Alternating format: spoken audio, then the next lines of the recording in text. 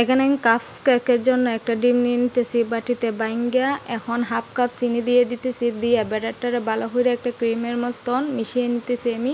এভাবে ভালো করে মিশিয়ে নেবেন। সামান্য একটু পরিমাণ লবণ দিয়ে দিতেছি। লবণ দিলে কেকের টেস্টটা আমার কাছে ভালো লাগে, আপনারা চাইলে দিতে পারবেন, না চাইলে স্কিপ করে দেবেন। আর এখন 1 কাপ ময়দা দিয়ে দিতেছি আমি, দিয়ে আবারও ব্যাটারটাকে ভালো করে মিশিয়ে নেব। এখন রান্না করা সাদা তেল হাফ কাপ দিয়ে দিতেছি আমি এখানে, দিয়ে আবারও ব্যাটারটাকে ভালো করে মিশিয়ে নেব। আপনারা ভালো করে সময় লাগিয়ে মিশিয়ে নেবেন, এভাবে ভালো করে মিশিয়ে নেবেন। প্লিজ চ্যানেলটা সাবস্ক্রাইব করবেন, লাইক কমেন্ট করবেন, পাশে থাকবেন। আর ব্যাটারটা ঘনত্ব যতটুকু আমি হাত দিয়ে তুলতেছি ততটুকু ঘনত্ব রেখে দেবেন। এখন আমি বেকিং সোডা দিতেছি, খাবার সোডা দিতেছি এখানে হাফ চা চামচের চেয়েও কম। আর এখন দিয়ে দেব বেকিং পাউডার, হাফ চামচের অর্ধেক আমি বেকিং পাউডার এখানে দিয়ে দিতেছি। বেকিং পাউডার আর খাবার সোডাটা এখানে ব্যবহার করতেই হবে। দিয়ে আবারও ভালো করে ব্যাটারটার সাথে মিশিয়ে নিতেছি। এভাবে ভালো করে মিশিয়ে নেওয়ার চেষ্টা করবেন। যত ভালো করে মিশিয়ে নেবেন ততটাই কেকের শেপ সুন্দর আসবে, কেকটাও সফট তুলতুলে নরম হবে।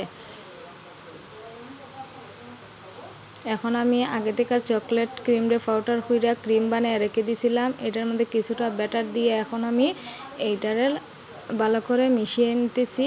এইটাও আমি অ্যাড করব কাপ কেকের মধ্যে। আমার কাছে ভালো লাগে চকলেট বিস্কিটটা অ্যাড করলে, তাই আমি অ্যাড করতেছি কাপ কেকের মধ্যে। তো এভাবে ভালো করে মিশিয়ে নিতেছি আমি। কাপের মধ্যে তেল লাগিয়ে নিছি, নিয়ে আমি ব্যাটারটাকে একটু একটু হইরা কাপের মধ্যে দিয়ে দিমু। এখন আবারও নাড়াচাড়া হইরা মিশিয়ে নিতেছি ব্যাটারটাকে। এখন আমি কাপের মধ্যে ব্যাটারটা অল্প অল্প হইরা ডাইলে দিয়ে দিতেছি। এই ব্যাটারটা একবার দিমু, আর চকলেট ব্যাটারটা আরেকবার অল্প হইরে একটু হইরে দিয়ে দিমু। কাপটা ফুল ভর্তি হইরে দিবেন না, অফ করে দেবেন। এই কেকটা কিন্তু ফুলে উঠবে, ফুলে ফুলে কেকটা উঠবে, ভর্তি হইরে দেবেন না, অফ করে দিবেন কেকের ব্যাটারটা। এখানে আমি 4টা কাপ নিছি, আর কিছু নারকেল কুচি আমি ফুড কালার দিছি। নারকেল কুচিটাই আমি কাপ কেকের উপরে ছিটিয়ে দিতেছি সৌন্দর্য বাড়ানোর জন্য। আপনারা চাইলে দিতে পারবেন, না চাইলে নাও দিতে পারবেন, এটা হলো অপশনাল। এভাবে জাকিয়ে নেবেন যাতে কোনো জায়গায় বাবল না থাকে, গ্যাপ না থাকে, এভাবে জাকিয়ে নেবেন বারবারে। আর আমি 4টা কাপ কেক করে নেব খুবই সহজে, কম সময়ের মধ্যে, ঘরোয়া উপকরণ দিয়ে। দুধ ছাড়া কিন্তু আমি এই কেকটা তুলতুলে নরম কেকটা তৈরি করে নিতেছি। ঘরে যা উপকরণ থাকে তা দিয়ে কিন্তু আপনারা সুন্দরভাবে তুলতুলে নরম কাপ কেক তৈরি করে নিতে পারবেন।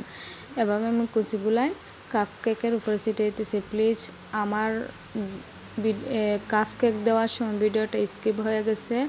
এখন যে কেক দিয়ে দিয়েছিলাম চেক করে দেখতেছি খাঁটিটা শুকনো আসছে 30 মিনিট পরে। এখন আর্ধেকটা প্রথমে 10 মিনিট জাল করে নিয়ে কাপ কেকটা দিয়ে দেবেন, আর 30 মিনিট পরে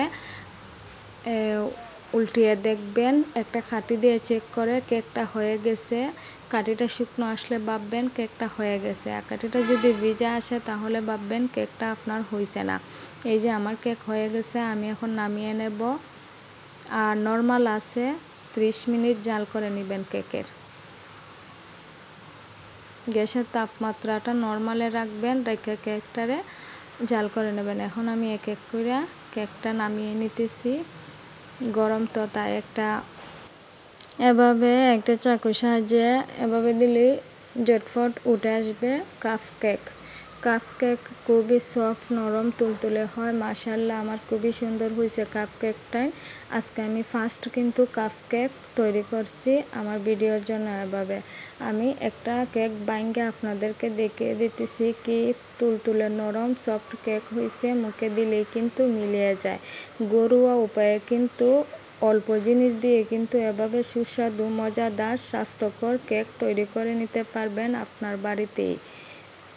আর বাচ্চাদেরকেও উপহার দিতে পারবেন এরকম কেক তৈরি করে। আর বাজার থেকে কেক কেনা লাগবে না আপনাদেরকে।